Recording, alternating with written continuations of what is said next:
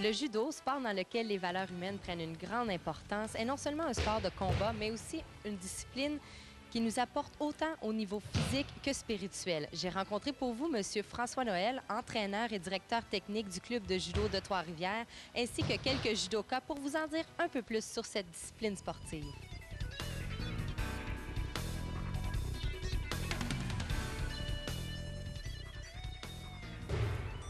Est-ce que vous pouvez me dire un petit peu l'histoire du judo, de où ça a parti? L'histoire du judo, ça a commencé au Japon avec M.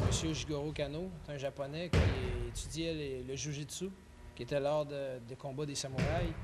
Puis il trouvait que c'était une bonne valeur éducationnelle, mais on pouvait facilement se blesser avec ça. Donc il en a fait un sport. Il a enlevé tout ce qui était côté dangereux. Il en a fait un sport qu'on pouvait pratiquer à 100% d'efficacité, projeter le partenaire, le tenir, l'étrangler, faire les clés de bras, avec les possibilités d'abandon, pour amener ça dans les écoles, dans les systèmes d'éducation du Japon. Qu'est-ce qui était dangereux à la base, au début, quand ça est sorti? C'est les frappes. Les frappes. Dans le jujitsu, ça comprend tout. Les frappes, les clés de bras, les clés de poignet, les clés de genoux, les clés de cou. Alors, il y avait beaucoup de fractures, il y avait beaucoup d'entorses. C'était très dur au Japon dans ces temps-là encore, dans les années 1800. Donc, quand Jigoro Kano, qui était un tout petit monsieur, a commencé à vouloir amener ça dans le système d'éducation, il y avait beaucoup de problèmes avec les écoles parce que les gens se blessaient souvent. Donc, il a transformé le judo pour que ça puisse devenir un sport. C'est devenu réglementé, dans le fond, à ce moment-là? C'est ça. Ça a commencé à être réglementé tranquillement. Ça a été épuré. Puis, par la suite, ça a rentré dans toutes les écoles au Japon. Tous les Japonais font du judo au moins une fois dans leur vie. Oui, ça doit. Puis, vous parlez de valeurs du judo. C'est quoi les valeurs qui sont rattachées à ce sport-là? Les principales valeurs, nous, on a un code moral qu'on appelle au judo. C'est 8 valeurs. La principale valeur à l'intérieur de ça, c'est le respect et le contrôle de soi. Donc, on promouvoit énormément le respect par rapport en pratiquant le judo, avec les saluts, avec tout ce qui est cérémonial. C'est obligatoire, le salut, je pense, au début de... Au début, à la fin, avant de pratiquer avec chaque partenaire, après avoir pratiqué, c'est obligatoire à tout le temps.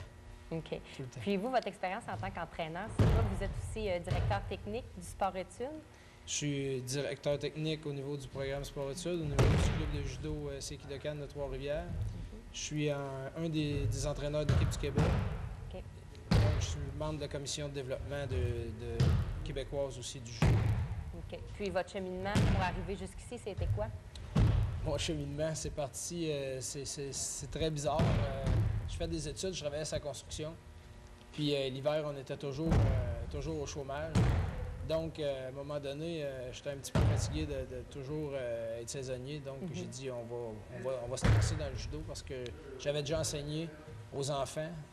J'étais plus jeune, j'ai décidé de repartir ça. On a parti un OSBL, on a parti le club de judo, on s'est associé avec la ville de Trois-Rivières, le programme sport-études, puis tranquillement, ça nous a amené à avoir un membership de 300 personnes, ce qui me permet d'être à temps plein dans le judo maintenant, comme entraîneur. Donc, c'est une passion puis un travail en même temps. C'est une passion puis un travail en même temps. C'est bien. Puis la différence, parce qu'il y a beaucoup de gens qui font pas la différence entre le karaté puis le judo. Est-ce que vous pouvez nous éclairer un petit peu là-dessus? Oui, je peux faire ça assez facilement. Le karaté, on touche principalement tout ce qui est frappe. Coup de poing, coup de pied, coup de genou. Les frappes, les katas seuls, les katas en équipe. Donc, les combats, ça ressemble beaucoup à ce qu'on voit. Un kata, c'est quoi? Les katas, c'est les formes imaginaires dans le vide. Okay. Ah. Donc, c'est un enchaînement de mouvements.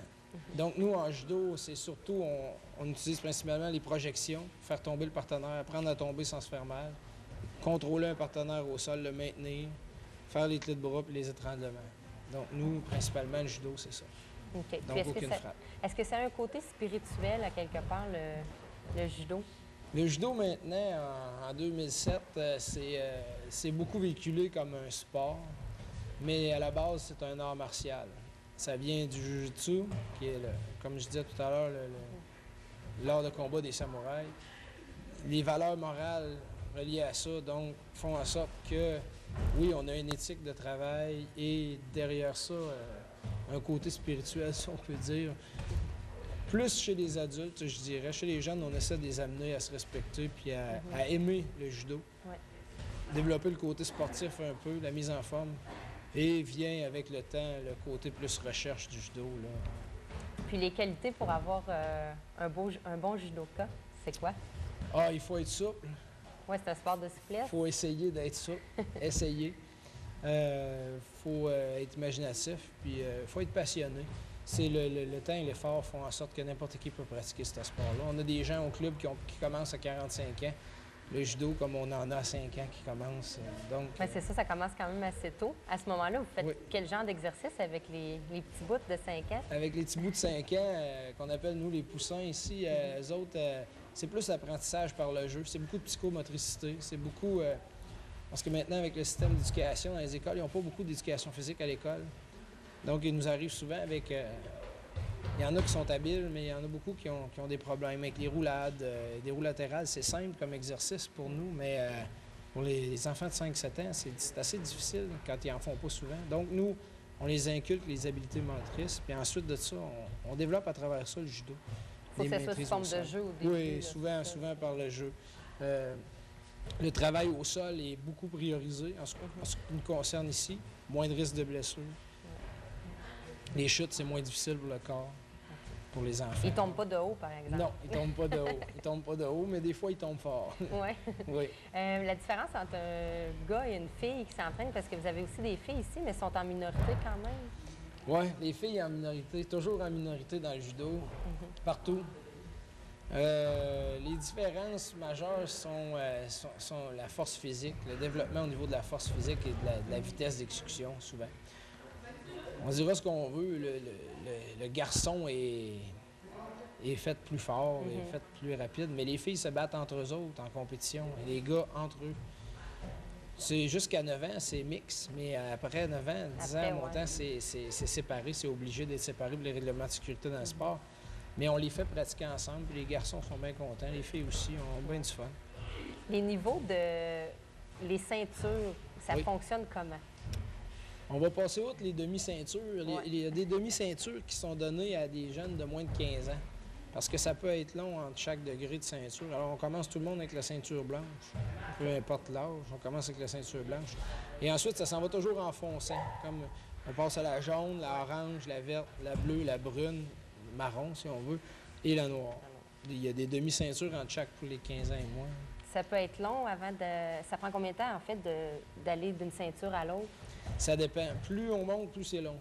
Comme pour passer ceinture jaune chez un adulte, ça peut prendre 3 mois parce que l'adulte va être capable de prendre tout le plan de cours, de l'assimiler et de le démontrer.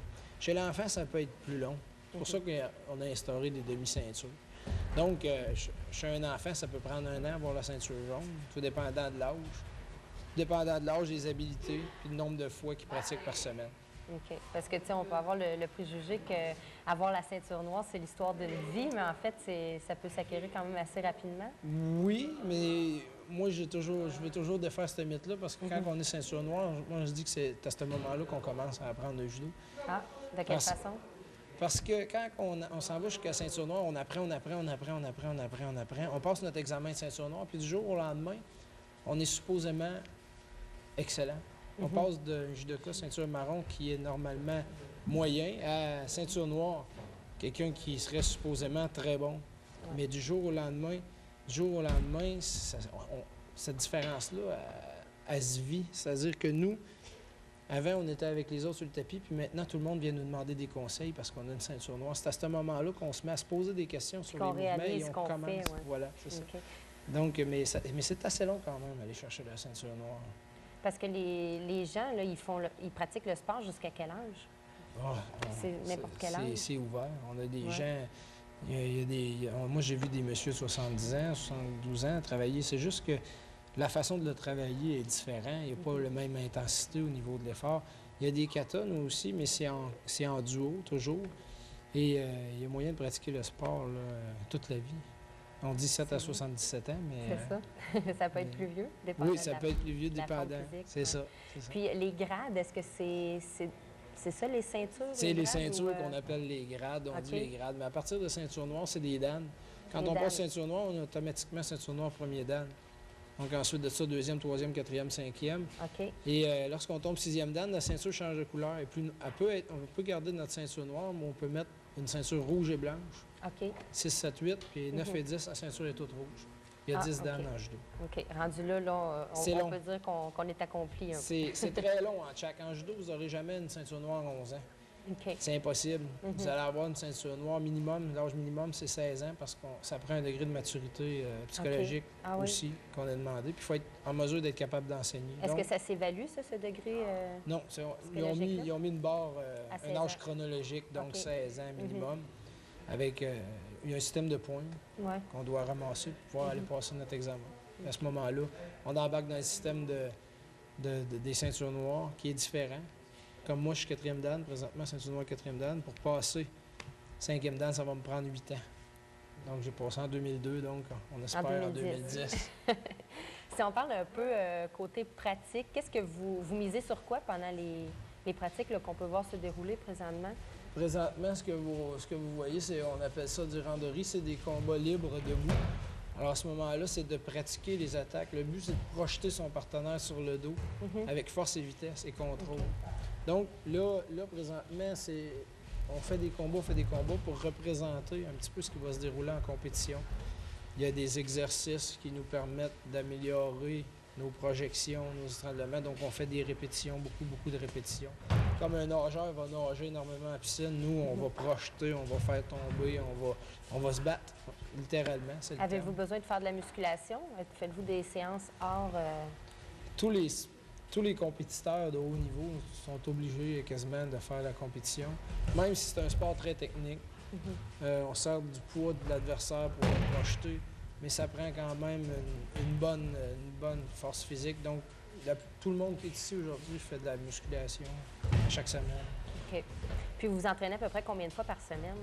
Ça dépend des cours. Il y a du récréatif qui vont être à 1 ou 2 fois par semaine. Okay. Comme il y a comme le sport études qu'on voit ici, eux autres, c'est 6 entraînements de judo par semaine, plus les camps d'entraînement, plus les musculations et le jogging. C'est à raison de combien d'heures par semaine à ce niveau-là? 15 à 20 heures par semaine. 15 à 20 heures par semaine. En plus des études. Oui, aussi. C'est ça. Sans compter les périodes quand on est parti en compétition ou en camp d'entraînement, je parle. Les compétitions, ça se déroule comment? Nous, ça se passe sur une journée. Okay. C'est-à-dire que si j'ai une compétition, exemple en fin de semaine, samedi, mettons, alors je vais me présenter le matin à l'heure qui est de ma catégorie pour ma pesée et l'inscription. Donc, si la pesée est à 9 h, je vais arriver à 9 h, je vais remplir mon papier d'inscription, je vais embarquer sa balance. Ils vont me mettre vous pesiez à chaque fois? À tout. Okay. On est séparés par groupe de ceinture, par groupe d'âge et par groupe de poids. Donc, ensuite de ça, c'est le déjeuner, on se change. L'échauffement pré-compétition, on regarde les feuilles de poule qu'on appelle les matchs. Et ensuite de ça, on regarde qui est notre adversaire. On se présente lorsque c'est à nous de combattre sur une surface de combat qui est un carré rouge comme ici dans le dojo. Et tous nos combats se font la même journée. C'est-à-dire que ça peut être toujours un minimum de 2 combats. Si tu perds 2 fois, tu es éliminé. Mais si tu gagnes, tant que tu gagnes, tu continues. C'est quand même assez exigeant. Ça peut être 6-7 combats dans une journée de 4 minutes chaque. C'est 4 minutes un combat? Oui, 4 minutes. Okay. Chronomètre arrêté, donc si la ceinture tombe à terre, il arrête le combat, il arrête le chronomètre et ça repart. Donc c'est assez épuisant. Ça doit. Les règlements de base lors d'un combat? Les règlements de base lors d'un combat? Alors, ce qu'il faut savoir, c'est qu'il faut être capable de projeter le partenaire largement sur le dos, comme je disais tout à l'heure, avec force, vitesse et contrôle. Si je réussis à remplir ces critères-là, je gagne le combat est terminé. S'il manque des critères, s'il manque de vitesse, s'il manque de force, s'il ne tombe pas sur le dos, alors à ce moment-là, il y a un système de pointage qui rentre en jeu, qui s'accumule tout au long du combat. Et à la fin du combat, celui qui a le plus haut score gagne. Sauf si, justement, le combat est arrêté par une victoire. Parce que ça peut s'arrêter après 10 secondes s'il y a un kata qui est super bien fait. S'il y a une projection super bien faite, c'est fini. 10 secondes de combat. Donc, ça peut aller très rapidement. Ou aussi, si le partenaire tombe au sol, ça continue au sol. Ça continue au sol et le but, c'est de le maintenir sur le dos pendant 25 secondes en étant en parfait contrôle. C'est très long. C'est très long. Donc, 25 secondes, puis on peut l'étrangler, à tout dépendant des niveaux, je dirais ceinture verte et plus. Là. Il y a les étranglements, puis il y a les clés de bras qui peuvent venir à l'abandon. Alors, si le partenaire abandonne, c'est victoire automatique. Vous êtes associé avec Québec en forme aussi. Est-ce que vous Oui. pouvez m'en parler un petit peu rapidement? Oui, ça, c'est un programme qu'on a développé depuis que Québec en forme est créé. La première année que Québec en forme a été mise en branle, le judo a été approché pour développer le judo dans le milieu communautaire. Alors nous, on a embarqué, on a sauté tout de suite là-dessus pour aider les jeunes qui ont souvent des troubles de comportement. On rentre dans ces écoles-là, on va démontrer, initier au judo, leur donner la chance de se chamoyer, leur donner des règles, leur apprendre qu'il y a des règles par rapport à ça. Puis ensuite de ça, beaucoup de directeurs m'ont dit que ça s'est calmé beaucoup dans les classes, dans les cours d'école, parce qu'ils ont un moyen, ils ont une place pour le faire. Ils ont moyen de lâcher leur fou là, ailleurs que dans le cours d'école. Puis c'est permis, puis on les encourage à le faire. Ça. Donc les jeunes aiment bien ça. Puis maintenant, avec Québec en forme, on est presque dans toutes les écoles, on manque de professeurs présentement, donc c'est bon signe. C'est un appel à tous. C'est un appel à tous. Mais je vous remercie beaucoup, M. Noël. Ça me fait plaisir. J'ai aussi rencontré pour vous mademoiselle Ève Renaud-Roy, une jeune athlète de 17 ans qui cumule les participations au championnat canadien et qui détient d'ailleurs le titre de vice-championne canadienne. Ève, salut, ça va bien? Oui, ça va. Oui, j'aimerais savoir parce que je vois qu'il n'y a pas beaucoup de filles qui s'entraînent en même temps que toi. Est-ce que tu es toute seule à t'entraîner ici avec des gars? Bien, d'habitude, il y en a une autre l'après-midi, mais aujourd'hui, elle n'est pas là. Sinon, c'est majoritairement des gars qui durant les entraînements. OK. Puis dans le sport en général, il y a une majorité d'hommes, je crois? Oui, plus de gars aussi. OK. Est-ce que tu trouves ça difficile ou... Non, non. T'sais, on s'entraîne tout le temps avec des garçons, fait qu'on dit habitué. OK. Mais de toute façon, durant les compétitions et les tournois, c'est des filles. Tu compétitionnes contre des filles. Puis dans les entraînements, tu t'entraînes avec les gars. Est-ce qu'il y a une différence majeure? Durant l'entraînement, c'est sûr que les gars, ils vont plus en force. Fait que la différence, c'est juste là-dedans. Mais sinon, les entraînements, ils sont pareils. On fait tous les mêmes exercices. Le professeur, il fait pas un entraînement pour les filles puis un entraînement pour les gars. On fait tout pareil. Est-ce qu'il vous épargne ou... Non, non, non. On fait les mêmes affaires. Vous faites les mêmes choses? Quand on arrive en retard, c'est 10 minutes... non, 1 minute, c'est 10 push-ups à chaque fois, puis les filles, c'est la même affaire. OK. Il n'y a pas de parti pris, pas de privilège? Non, c'est des push-ups de gars, pas des push-ups. Des push-ups de gars. Les techniques de combat, par exemple, ils doivent être différents par rapport aux gars? Ben oui, les filles, on n'a pas tendance à faire des arrachés, comme à faire les soulevés plus en force. C'est plus des prises en souplesse puis en rapidité. OK. Vous misez là-dessus, vous autres, les filles, moins sur la force, plus sur la souplesse pour battre l'adversaire. Quand vous vous battez contre un gars. Ben, de toute façon, contre un gars, ça donnerait rien. C'est pas mal plus grand que moi, plus en shape. OK. Puis les points forts qu'une fille aurait comparativement à un gars, ça serait quoi? Plus de souplesse, moi, je dirais. Puis aussi plus d'agressivité. Les filles ont tendance à être vraiment plus agressives, puis à plus, je sais pas comment dire, haïr l'autre. OK. Dis-moi, quand tu fais un combat, est-ce que ça t'aide de t'avoir entraîné avec les gars en gymnase? Quand tu arrives en compétition, tu es contre les filles. Est-ce que tu penses que ça t'aide de ce côté-là? Ben oui puis non, parce que vu qu'ils se battent pas de la même manière, puis que je suis habituée de me mettre contre des gars, ça peut être différent sur certains points. Mais en même temps, on tombe plus rough, ils nous épargnent moins, comme je te disais tout à l'heure. Fait que ça y va plus rough. Fait que t'es comme habitué, puis t'as pas peur d'aller te battre, tout ça, parce que tu sais, anyway, que tu vas avoir mal, là. OK, parce que ça vous fait mal quand vous vous battez. Si on vous voit tomber, vous tombez raide, on s'imagine que vous tombez bien, mais ça peut faire mal. On s'est pratiqué. Quand tu commences à base du judo, on t'apprend premièrement à tomber. C'est la première affaire qu'ils t'apprennent. Ils t'apprennent pas des prises. Tu saches tomber pour pas te faire mal, parce qu'on tombe vraiment souvent en entraînement. Oui. Mais il y a une technique pour tomber, puis on tape. Mais tu sais, des fois, les mouvements se font vite, puis, ou bien l'autre perd l'équilibre, puis il tombe dessus après. Fait que, ouais, ça peut faire mal. Surtout quand il est plus lourd que toi. Fait que... C'est ça. C'est quoi la technique pour tomber? Ben c'est comme faut que tu amortisses ta chute en frappant au sol. C'est juste comme ça. Puis c'est en roulant souvent. En roulant. OK. Puis vous roulez, c'est quand que vous avez la chance de rouler pendant un combat? C'est ce que je me demande. Ah, ben là, par exemple, c'est comme durant les entraînements, tu roules pour que la chute fasse moins mal. Parce que aussi, tu essaies de plus les accepter, les chutes, tout ça, soit moins dangereux. Mais durant la compétition, le but, c'est de pas tomber. Fait qu'il faut pas que tu roules le moins possible non plus. OK. Parce qu'un coup que tu es tombé, là, c'est vraiment, tu es vulnérable à l'adversaire. Ben, en plus, il a marqué des points. Il marque des points en te faisant tomber. Si tu tombes ses épaules, il gagne automatiquement. Sur le côté, c'est comme la moitié des points. Fait que c'est tout comme préévaluer ces affaires-là. C'est quoi les points, comment ça fonctionne? Il y a tant de points accordés pour une prise ou c'est vraiment de la façon que tu as tombé? Ça, c'est la façon que tu as tombé. Peu OK. importe la prise, ça n'a pas rapport. C'est des noms japonais qui se donnent. Quand c'est un hippon, tu gagnes automatiquement. Puis je pense que ça vaut 10 points. OK. Puis après ça, il y a 7 points, 5 points, 1 point. Puis à la fin d'un combat, c'est celui qui a le plus de points ou qui a gagné par hippon avant la fin du temps. Par qui était hippon, ça, alloué c'est au quand on a combat. réussi à tenir l'adversaire au sol pendant 25 secondes, c'est Oui, ça? il y a des hippons au sol ou bien debout. S'il tombe carrément sur ses épaules, s'il tombe carrément sur le dos, ben c'est fini pour lui. OK. Perdu. Puis, dis-moi donc, le tapis sur lequel vous tombez, est-ce que tu sais en quoi c'est fait? Ben, je sais qu'au début, il était fait en espèce de riz, je pense, du riz séché avant. OK. Mais là, à cette heure, c'est de la mousse, puis des affaires comme ça, c'est quand même bien fait. Oui, c'est un peu moins dur sur, Ah, c'est sur le beaucoup corps. moins ouais. dur qu'avant. Ça s'amortit très bien. Puis ils mettent aussi une autre surface en dessous des tapis conventionnels. Puis qu'il n'y a pas de Pour que problème ça avec ça. amortisse un peu. Puis toi, tu as fait partie des championnats canadiens plusieurs fois. Est-ce que tu pourrais un peu me décrire ton expérience? Ben, la première fois que j'ai été, je devais avoir 13 ans, peut-être, 14 ans, je sais plus trop. Là, la première fois, c'était impressionnant, puis tout. Fait que j'ai pas fait la meilleure performance au monde, mais l'expérience est tellement le fun, de voir toutes les provinces. Puis en plus, c'était à Kelowna, en Colombie-Britannique. C'est la première fois que je prenais l'avion. C'était loin de la maison. Fait que c'était le fun. Puis à tous les fois, ça s'est fait en dehors du Québec. Puis après ça, il y a eu les championnats canadiens seniors que j'ai fait. Ça, c'est 19 ans et plus. Puis j'avais 15 ans à l'époque, je pense. Ouais, j'ai été à 15 ans. C'était tout du monde plus vieil. Fait qu'encore là, j'étais impressionnée. Puis après ça, les autres que j'ai faites, l'autre que j'ai fait junior, puis l'autre que j'ai fait senior, ça s'est bien passé. J'étais habituée puis avec l'expérience. Mais c'est vraiment le fun. Bon, toutes les autres provinces. Puis en plus, en judo, le Québec, c'est une des provinces les plus fortes. C'est vrai? Vraiment, là, quand tu vois les championnats canadiens juniors puis juvéniles, ils remportent pratiquement toutes les catégories. OK. Puis je crois que tu avais aussi une participation au championnat du monde et malheureusement, tu as été blessée. Qu'est-ce qui s'est passé? Bien, j'étais censée aller aux mondiaux en République dominicaine.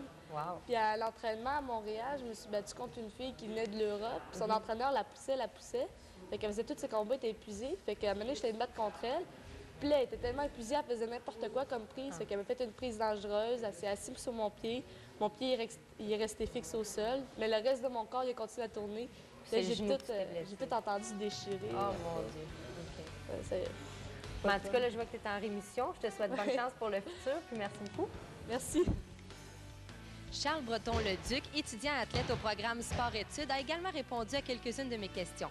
Charles détient le titre de champion québécois lors des Jeux du Québec et détient aussi la 2e position à son championnat au Canadien. Charles, dis-moi, tu as commencé à faire du judo à quel âge, toi? J'ai commencé vers l'âge de 8 ans. Tu as 16 ans aujourd'hui? Ouais. OK. Fait que ça fait 8 ans. Ça fait 8 ans. Qu'est-ce qui t'a poussé à commencer ce sport? Ben, je sais pas, j'avais le goût. Je me chamoyais tout le temps quand j'étais petit. OK. Fait que là, ma mère, elle savait pas quoi faire. Pour te calmer. Ouais, c'est ça. J'avais mon petit frère pour me battre, mais là, elle était tannée. Puis là, elle m'a envoyé au karaté, mais disons que, je sais pas, c'était pas la même chose. Il y avait pas assez de corps à corps pour moi. OK. Fait que là, elle s'est dit, je sais pas quoi faire. Puis là, on a entendu parler du judo par un de mes moniteurs d'un camp que j'étais allé un été. Et après ça, je suis venu une fois, Tomber en amour avec le tombé en sport. amour avec le sport. Une vraie passion maintenant, avec le sport-études et tout. Puis toi, ton niveau, c'est quoi? Ben, niveau canadien. Niveau canadien? Mais cet hiver, je m'en vais à Berlin Ah oui? faire un tournoi international, dans le fond, ouais. OK. Puis t'es quelle ceinture? Ceinture brune. Ce qui veut dire que juste avant la ceinture Ouais, noire. juste avant celle qui est noire. Est-ce que tu penses que tu vas l'atteindre bientôt, la ceinture noire? C'est Ben, pour je quand? vise au mois de juin. OK. Parce qu'il y a environ 3 examens ou 4 par année qui se font. Parce que c'est avec l'Association Judo Québec qui regarde faire tes mouvements, ils te demandent des mouvements pour passer l'examen.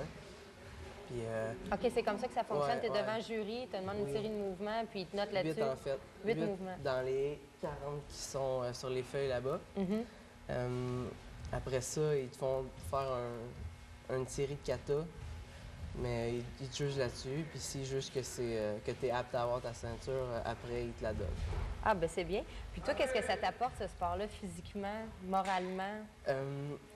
Moi, j'aime vraiment ça parce que ça me dépense. Tu sais, je suis là pour me défouler, pour apprendre tout le temps des nouvelles manières de pouvoir mettre mon adversaire par terre, tout le temps des nouvelles techniques, toutes sortes de trucs.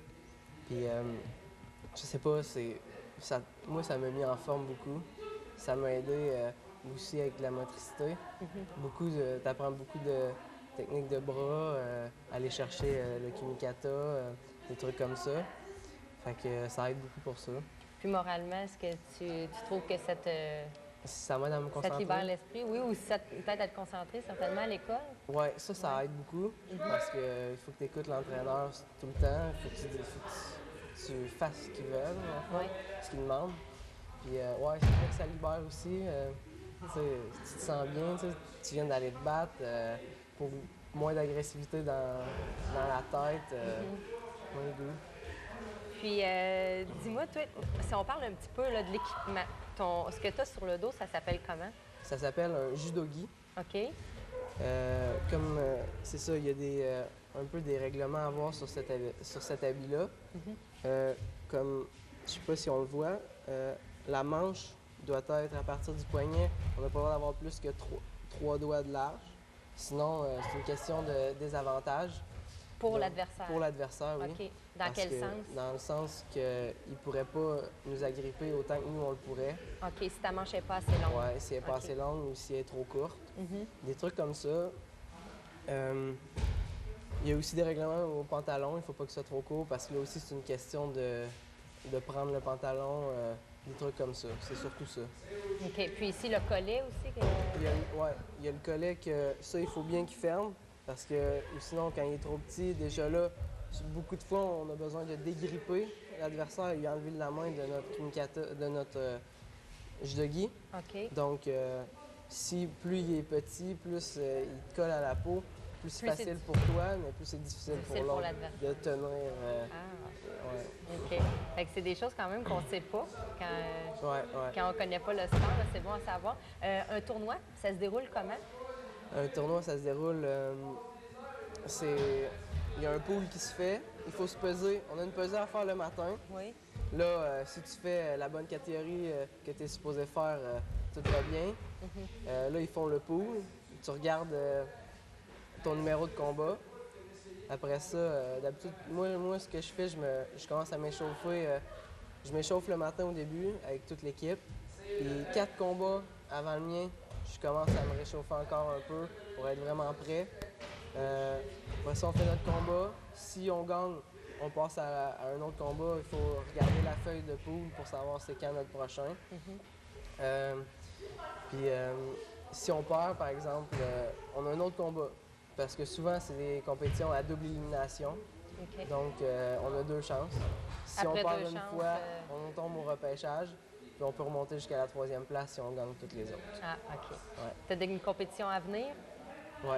C'est quand? C'est la prochaine qui arrive, c'est le 4 février. OK, c'est bientôt? Oui. C'est pour ça que je suis au régime en ce moment. Ah, bon. C'est une sélection pour aller au championnat canadien. En ce moment, je suis classé premier dans mes sélections. Félicitations. Merci beaucoup. Mais il en reste 2 encore, fait que tout peut changer. Mais sinon, d'autres tournois plus gros, on fait des voyages avec toute l'équipe aux États-Unis, des trucs comme ça. Parfait, mais je te souhaite bonne chance, Charles. Merci beaucoup. Ce qui termine notre émission sur le judo au club de judo de Trois-Rivières, Seikidokan. Je remercie entraîneurs et athlètes qui ont bien voulu répondre à nos questions et je vous dis à la semaine prochaine.